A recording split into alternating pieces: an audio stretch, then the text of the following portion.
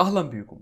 في الفيديو ده هنتكلم عن ازاي تعمل خصم لعميلك. طيب هتختار المنتج اللي عميلك طالبه، بس خليك فاكر بس ان ميزة الخصم لازم قطعتين، يعني قطعة واحدة مش هتقدر تعمل خصم للعميل بتاعك. اذا الخصم متاح لو هتشتري قطعتين، يعني لو انا هشتري قطعتين من الترنج ده وهقول له اضف الى السلة وهروح على سلة الشراء، اختار عرض السلة، هاجي هنا كده في خانة الخصم، خصم، ماشي، هاجي هنا كده اكتب الخصم اللي انا عاوز اعمله للعميل بتاعي.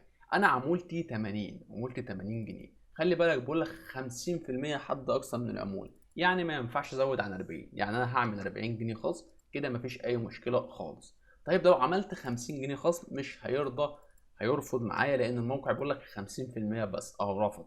اذا انت متاح ليك 50% من عمولتك، يعني 40 30 20 10. لو عملت 20 زي ما انت شايف هيتغير تحت، هتلاقي ان الربح الاساسي بتاعك 60 والخصم من ربحك بقى 20، وبعد كده هقول له استكمال البيانات.